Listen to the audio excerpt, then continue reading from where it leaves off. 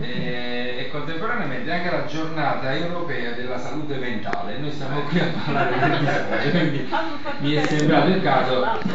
Il disagio, Claudio l'ha accennato, il disagio mentale, e io chiaramente insomma, come medico posso dire che di disagi dal punto di vista fisico ne ho visti e ne vedo tanti. Credo però che l'uomo, fino a che ha la piena facoltà delle sue funzioni intellettuali e cerebrali, è sempre in tutta la sua dignità un uomo, qualsiasi sia il suo handicap.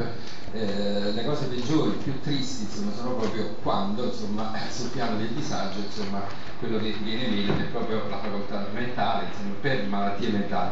Questa è la storia di un ragazzo, è una storia vera di un ragazzo, uno degli ultimi liberati del manicomio di Materdomini a Nocera, che tentò uno di quei casi cosiddetti impossibili, doveva essere sempre contenuto in tutti i modi.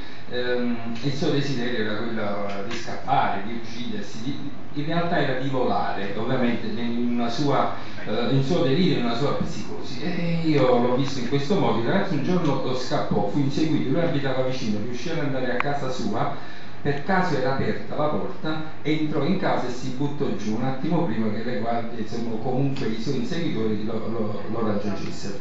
Questo insomma che mi ha ispirato, insomma, quello che poi ho scritto, e si chiama Evulaia, e volò in italiano. Evulaia, finalmente Evulaia, rinda all'aria pulita la sera, era pronta sta uccella scellata, quando a voce per sempre chiamai. Evulaia, finalmente Evulaia, rinda all'aria ruffiana la sera, con mia mano in due quante volute, rindo sonno in una vita sciugliata. E volaia, finalmente volaia, e a chi vai conoscetta l'amore, l'aria con mano ferma in vita, sconosciuta in te braccia pigliare.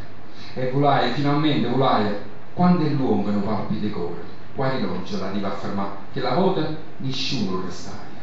E volaia, finalmente volaia, quanti volte si leva su un'ata, suona strinda in la camisa, che la volta nessuno attaccare.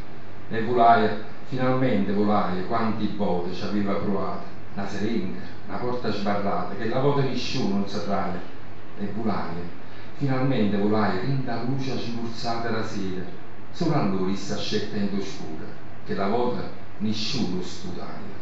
E volaia, finalmente volaia, fino a che si facette la macchia rossa in terra, rinda all'aria la sera, che la volta qualcuno lavaia, sì, corretto qualcuno, guardaia, che io spartivo ora libertà, non un solo, due riti di pietà, qualcuno per fine pregaia, poi volaia, finalmente, volaia.